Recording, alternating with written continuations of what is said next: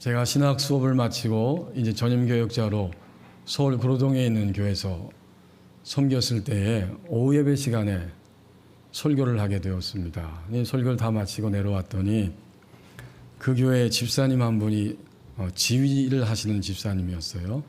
회사는 그 당시에 유공이라는 회사에 다니고 계셨습니다. 오후 예배 시간에 예배를 마치고 내려왔더니 저를 보고 나중에 하신 말씀이 전도사님 설교 때문에 제가 설교를 듣고 위로가 되었습니다. 무슨 말인가 가만히 귀를 기울여 왔더니 그분이 유공회사의 그래도 중간 간부이기 때문에 굉장히 바쁘거든요. 이리저리 일을 하고 주일날은 또 성가대 봉사로 음악을 전공한 건 아니지만 지휘로 섬기고 오후 예배 시간까지 드리고 나면 너무너무 지치고 힘이 든데 오늘 설교를 가만히 듣다 보니까 사람이 영적으로라고 이야기하다 보면 육체에 대해서 몸에 대해서 별로 관심을 쓰지 않고 이야기하지 않을 수도 있는데 요즘은 뭐 그렇지 않지만 벌써 꽤 오래된 그런 세월이 지났잖아요. 그 설교를 들으면서 하나님은 우리의 육체도 귀하게 보시는구나 하는 사실을 알았다는 겁니다. 육체가 지치면 우리의 신앙도 우리의 영도 침해를 당하기 쉽고 반대는 말할 것도 없지요. 우리가 하나님의 관계성 안에서 우리의 영이 항상 하나님의 생명으로 활발하지 못하고 지쳐 있으면 우리는 아무리 모든 조건이 갖춰져 있어도 매일매일 피곤해 힘들어 이런 이야기를 하면서 살아가기가 쉽습니다. 결국 영혼도 육체도 건강한 것이 하나님이 본래 창조하신 인간의 모습입니다. 충분히 건강하게 살 수 있는 것, 타락하기 전에는 충분히 건강하게 살 수 있는 것이 인간의 본래적인 모습이었습니다. 그러나 그 이후에 인간은 연약성을 가지고 있고 하나님이 오늘 열왕기상 19장 10절 말씀을 통해서 우리처럼 똑같은 육체와 영혼을 가지고 살아갔던 한 인간의 모습 엘리야를 보여주시면서 엘리야가 하나님 앞에 나는 지쳤습니다 라고 고백하는 장면을 보여주십니다. 여기 10절 하반절에 그걸 이렇게 표현하고 있죠. 오직 나만 남았거늘 그들이 내 생명을 찾아 빼앗으려 하나이다. 오직 나만 남았다는 거예요. 이 천상천하에 나만 남아있다는 겁니다. 이 말에 어떤 의미가 있는 것일까요? 그것은 먼저 내가 지쳤습니다. 그 말이에요. 이 사람은 지칠 사람이 아니고 지쳤던 사람이 결코 아닙니다. 이가 누구입니까? 하늘에서 불을 내리고 하늘에서 비를 내리면서 죽은 생명도 살리는 하나님의 생명을 온전히 전달하며 살았던 엘리야 선지자입니다. 우리가 익히하는 것처럼 모든 이스라엘 백성들이 하나님과의 언약 관계를 깨트려버리고 우상들을 추구하면서 이 당시에 아합 왕 북쪽 이스라엘의 악한 왕과 그의 악한 아내 이세벨과 함께하여 주의 선지자들을 죽이고 하나님 나라를 방해하고 제한하고 있는 바로 이 일에 참여하고 있었던 시대인데 그 가운데 엘리야는 갈멜산에서 아세라 그리고 바알 선지자 850명과의 싸움에서 하늘에서 불을 내리게 하면서 그들을 다 물리치고 죽이는 극적인 하나님의 승리를 경험한 사람입니다. 근데 이 사람이 어떻게 오늘 이 하나님의 물음 앞에 이런 이야기를 할 수 있겠습니까? 그가 대답하되 내가 만군의 하나님 여호와께 열심히 유별합니다. 정말 열심히 유별했어요. 이 열심히 유별하다는 이야기는 오늘 우리식으로 표현하면 남편이 아내를 위하여 질투하든지 아내가 남편을 위하여 질투한다 그런 의미예요. 곧 하나님을 위하여 나는 질투심으로 가득 찼습니다. 백성들이 하나님을 배반하고 우상을 섬기는 것을 보면 나는 질투심으로 하나님을 위하여 질투합니다. 그런 의미예요. 정말 그렇게 열심히 특별하다가 보니까 하나님이 그를 통해서 충분히 흘러갈 수 있기 때문에 그에게 능력도 또 신유의 은사도 죽은 자도 살리는 이런 역사를 이루어 주셨습니다. 어제까진 그랬는데 오늘은 왜 이렇게 풀이 죽어서 나만 남았습니다. 라고 고백하고 있는 것입니까?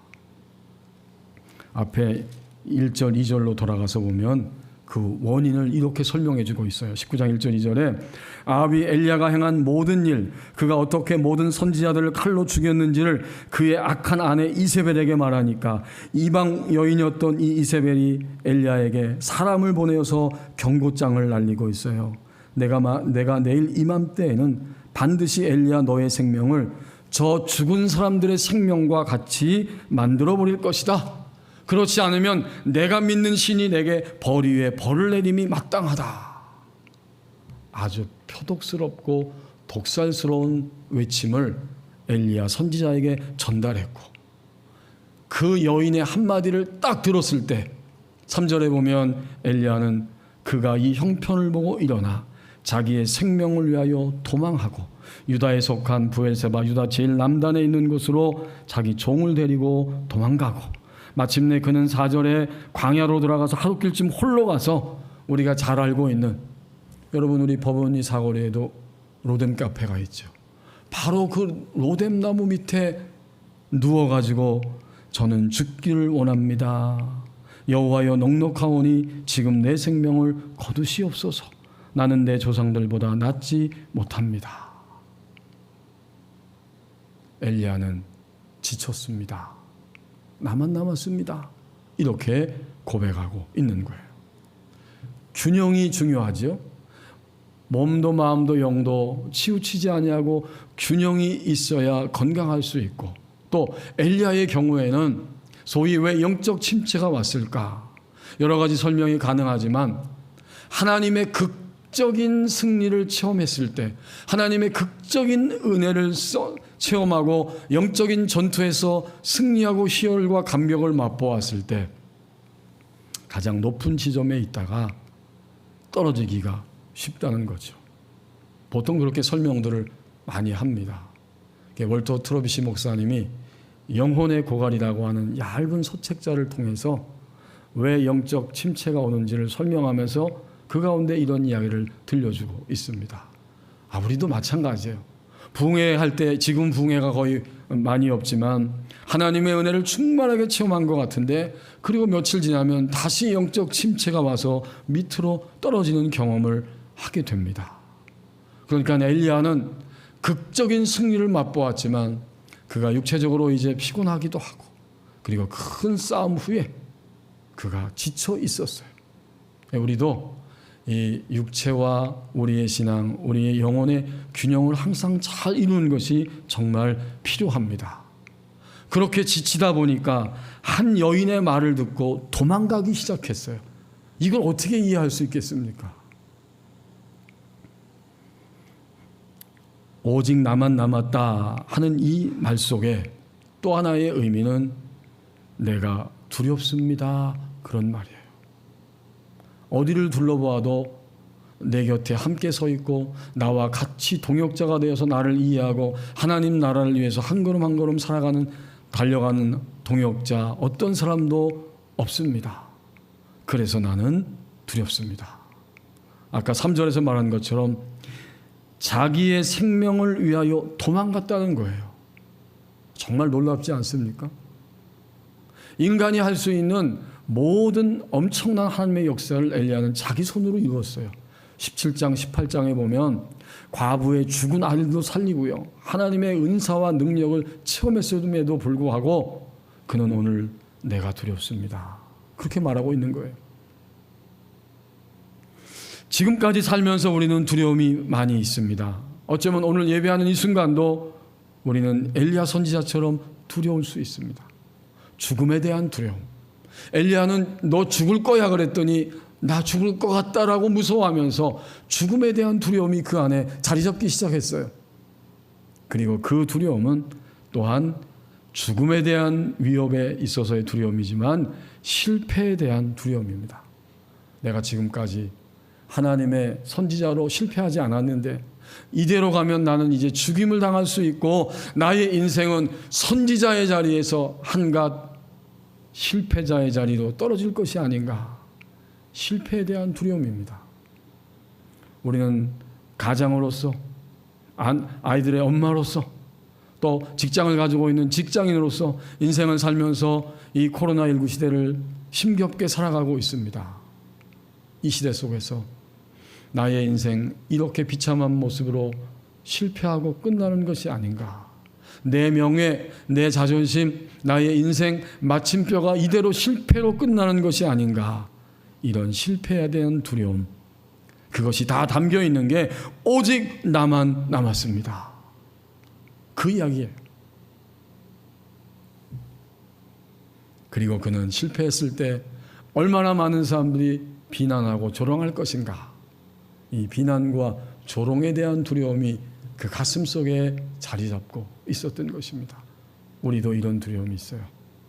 죽음에 대한 두려움, 또 실패에 대한 두려움, 비난받을 것에 대한 두려움, 이런 것들이 우리 가슴 속에 종종 스쳐 지나가고 자리를 잡고 있습니다.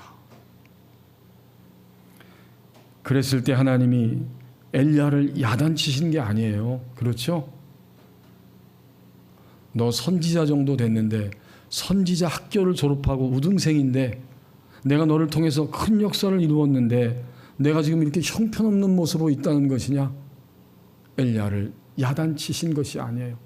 그가 지쳐 쓰러져 잠들었을 때에 천사를 보내시고 어떻게 하십니까? 5절에 보니까 로뎀나무 아래 누워 자더니 천사가 그를 어루만지며 그에게 이르되 일어나서 먹으라 하는지라. 하나님이 부드럽게 다가오셔서 그의 지쳐있고 두려워하고 있는 그 모습을 보면서 어루만져 주셨어요. 이 표현이 얼마나 참 가슴에 와닿는지. 그를 어루만지고 어루만져 주셨어요. 깊이 깊이 위로해 주시면서 내가 지금 여기 너와 함께 있어. 위로해 주시고 그의 지친 몸을 위해서 어떻게 하셨어요? 일어나서 먹으라. 어느새 음식을 준비해 주셨어요. 6절에 머리맡에 엘리야가 일어나서 보니까 숯불에 구운 떡과 한 물병이 있습니다. 그는 지쳐 쓰러져 있는 자리에서 일어나서 하나님이 준비한 식탁을 먹기 시작합니다. 지쳐있는 몸, 지쳐있는 마음, 그의 지쳐있는 영혼이 전인적으로 지금 하나님의 부드러운 손길 안에 있게 됩니다. 떡을 먹고 물을 마시고 어루만지시는 하나님의 이 놀라운 손길을 경험하고 있는 거예요. 한 번이 아닙니다. 7절에 보니까 여호와의 천사가 또다시 어루만지면서 일어나 먹어라. 내가 지금 로뎀나무 아래 여기에 있을 것이 아니고 더 걸음을 옮겨서 하나님의 임재가 있는 바로 그 땅으로 호렙산으로 가야 한다 라고 방향을 지시해 주십니다. 엘리야는 그 위로의 음성을 듣고 먹고 마시고 드디어 8절 말씀에 있는 것처럼 음식물의 힘을 의지하여 40주야를 걸어서 하나님이 머물러 계신다고 하는 그 호렙산, 거기에 도착하게 되고 그 굴에 들어갔더니 하나님이 나타나시면서 엘리야에게 물어보고 계시죠. 9절 말씀. 엘리야가 그곳에 들어가 거기서 머물더니 여호와의 말씀이 그에게 임하여 이르시되 엘리야야 내가 어찌하여 여기 있느냐? 너의 정체성과 너의 삶의 자리가 지금 어디에 있는 것이냐라고 부드럽게 질문하셨을 때 하나님이 주신 오늘 10절 말씀, 이것이 바로 엘리야의 대답이었어요. 그는 이제 정신이 좀 들었어요. 그리고는 자기가 지쳤다고, 내가 지금 두렵다고 그렇게 하나님 앞에 고백하는 것입니다. 9, 9절절이 그가 대답하되 내가 만군의 하나님 여호와를 위하여 질투하는 자입니다. 하나님 앞에서 벗어난 사람들을 보면 나는 질투 때문에 견딜 수 없습니다. 하나님과 접붙이는 것이 내 일생의 사명이었고 나는 지금까지 그렇게 달려왔습니다. 그런데 이스라엘 백성들은 하나님과의 결혼관계, 언약관계를 깨트려버렸고 주의 선지자들을 죽였고, 그리고 여러분 여기 10절에 보면 오직 나만 남았거늘 그들이 내 생명을 빼앗습니다. 이때 그들은 하나님 백성이 아니죠. 아합, 이세벨, 바로 그들이 내 생명을 찾아서 빼앗으려고 합니다. 비로소 이 대답이 이런 상황에서 나온 거예요. 지쳤습니다. 나의 인생 두렵습니다. 그렇다면 오직 나만 남았습니다 라고 말했을 때에 궁극적인 해답은 무엇일까요? 하나님은 하나님의 산 호렙까지 이끌고 오시면서 그에게 해답을 제시하고 계시는 거예요. 나머지 11절부터의 부분들은 우리가 함께 다시 집에 가셔서 읽어보시기 바랍니다. 이렇게 지쳐있고 두려워하고 있는 엘리야를 향한 하나님의 처방전은 무엇이겠습니까? 그것은 인생이 무엇인지를 다시 한번 알려주시는 거예요. 오늘 본문에 의하면 인생은 무엇일까요? 하나님의 사랑을 붙잡는 것이 인생입니다. 하나님이 이렇게 부드럽게 한 번, 두 번 터치하시면서 다가오시는 것은 지금 나를 붙잡으라고 하는 사인입니다. 너의 업적과 너의 인기와 너의 만족과 너의 성취가 인생이 아니고 인생은 곧 나를 붙잡고 나의 사랑을 붙잡는 것이 인생 전부다. 이걸 말씀해 주고 있는 거예요. 이쯤에서 엘리야의 신앙의 궤적을 돌아볼 필요가 있는 거죠. 엘리야는 주님의 놀라운 종이었어요. 하나님의 역사를 드러내는 사람이었어요.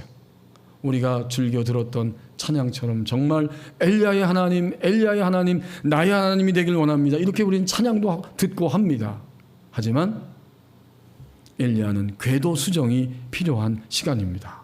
적어도 오늘 본문 그대로 왜 여인의 말 한마디에 그 촛불에 촛농이 녹아들듯이 그냥 물이 되어버린 것처럼 그 한마디에 녹아서 떨어지고 이제 나는 죽겠습니다. 죽여주십시오라고 말했을까요?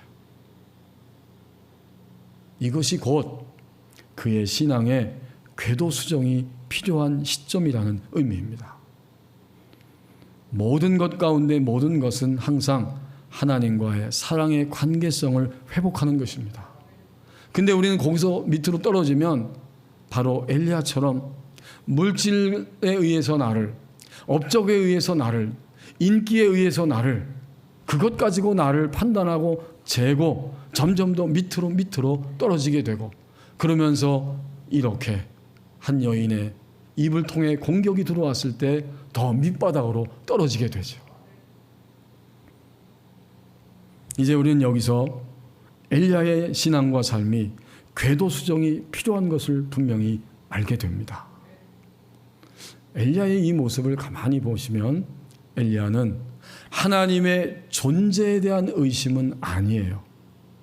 그래서 하나님 나만 남았어요라고 말하고 있는 거예요. 더 나아가서 엘리야의 이 모습은 하나님의 존재에 대한 의심도 아니고, 그리고 그가 에라 모르겠다 하고 바깥으로 뛰어나가서 하나님을 부인하고 그리고 세상의 원리를 따라 사는 타락도 아닙니다. 그러니까 하나님을 바라볼 때 존재에 대한 의심이나 타락으로 간 것이 아니에요. 이만큼만 해도 대단한 거죠. 오늘 예배하면서 우리 안에 지치는 것도 있고 두려움도 있지만 적어도 하나님이 존재하시고 나의 아버지라고 하는 것은 의심하지 않습니다. 그래서 예배 자리에 나와 있는 거예요. 더더욱이 우리는 그렇게 윤리적으로 도덕적으로 타락하지도 않았고 덜 타락했어요. 하나님을 완전히 뒤로 제껴놓고 살지는 않습니다. 그렇다면 무엇이 중요할까요? 신앙은 끊임없이 하나님 앞에서 영적으로 새로워지는 과정입니다. 적어도 엘리야가 여인의 말 한마디에 끄떡도 하지 않고 하나님이 이 말을 듣게 하셨는데 이제 어떻게 할 것인가라고 그것을 여유 있게 받으면서 하나님의 능력과 길을 구하고 추구하는, 자연스럽게 이렇게 할 수 있는 자리까지 가도록 엘리야와 같은 능력을 가진 하나님의 사람도 궤도 수정이 필요했던 신앙입니다. 우리는 어떻습니까? 우리 교우들도 은사도 체험하고 병의 고침도 받고 기도의 응답도 받고 여러 가지 것들이 있었지만 그 모든 것들은 다 무엇을 향해 있냐면 하나님과의 사랑의 관계성 안에서 하나님을 붙잡고 사는 사람이 되어야 합니다. 그걸 말하고 있는 거예요.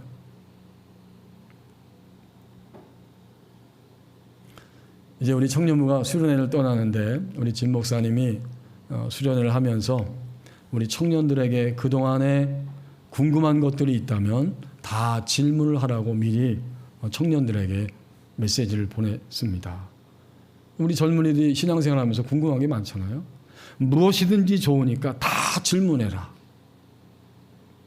대신 이름은 쓸 필요 없다. 그러니까 무작위로 질문이 다 들어온 거죠. 예를 들면 결혼에 대한 거, 성에 대한 거, 직업, 미래, 신앙 뭐 이런 게 다 들어왔어요. 담당 목사님은 진 목사님인데 누가 그 질문했는지 모르지만 제 이름 석자를 거기다 올려놨더라고요.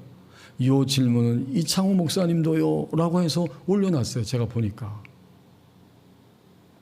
그러니까 교역자들은 기도하고 말씀을 가까이 하는 분들인데 그래도 지금까지 살면서 하나님과 관계가 멀어져서 하나님이 안 계신 것처럼 느낀 적은 없는지요?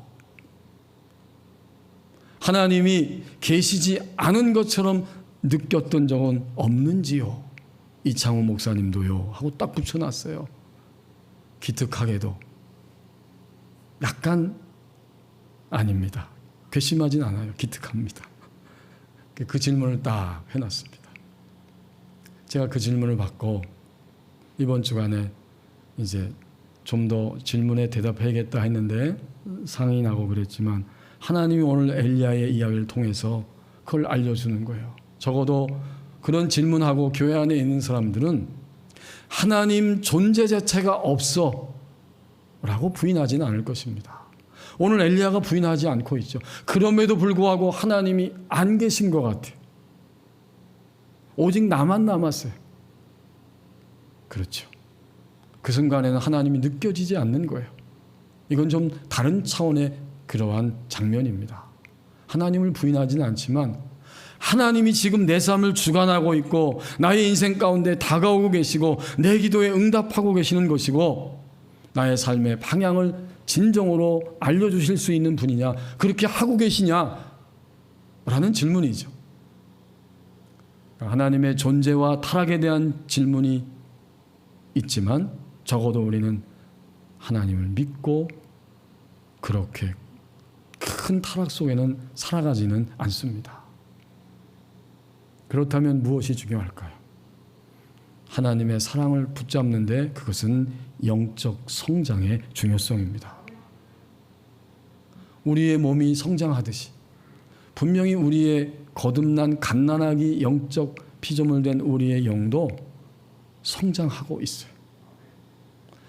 계속해서 성장하고 성장하면 할수록 우리는 하나님의 손 안에서 하나님과의 사랑의 관계성을 가지고 이 땅을 살아가게 됩니다. 이게 제일 중요한 거예요. 거듭 말씀드리지만 오늘 엘리야는 거기에서 지금 더 많이 성장해야 할 궤도 수정의 필요성이 있는 거예요. 내가 승리한 영적 승리도, 내가 병 고친 사람들을 고쳐준 것도 중요하지 않아요. 물론 중요하죠.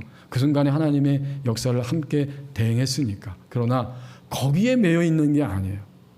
주님의 심부름을 했고 그 다음에 또다시 주님의 심부름을 하게 되고 업적이나 성취가 없을지라도 하나님이 우리를 사랑하시고 나도 하나님만을 사랑한다고 하는 이 사랑의 관계성을 붙잡고 살다가 우리는 이 땅을 떠나게 될 것입니다.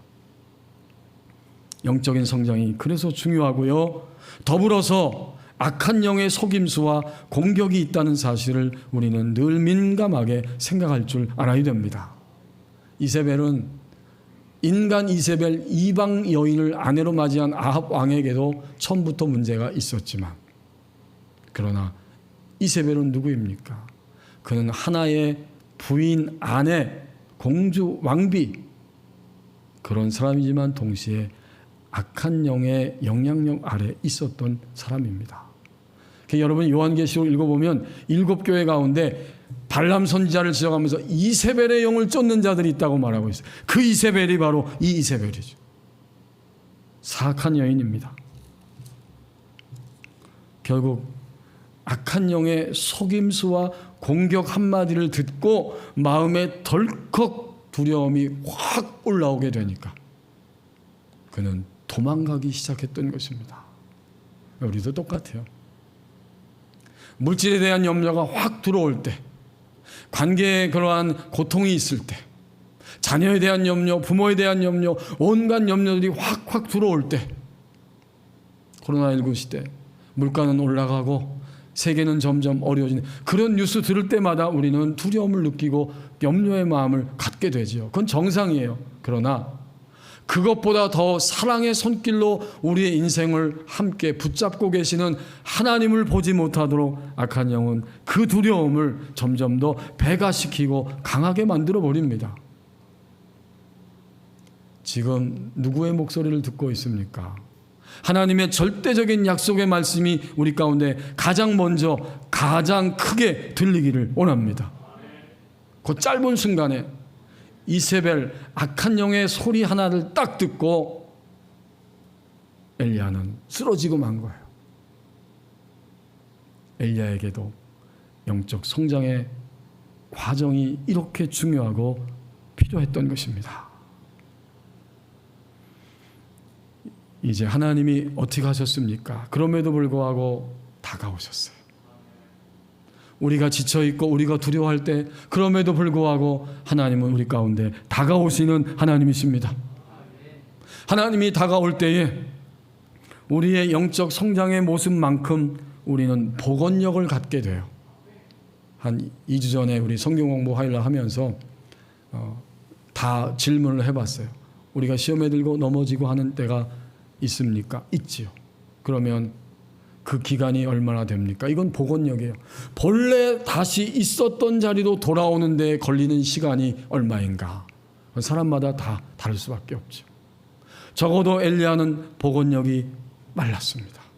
하나님의 이 만지심을 통해서 그는 자신의 마지막 사명의 자리로 가고 그 사명을 다하다가 하나님의 부르심을 받은 것입니다.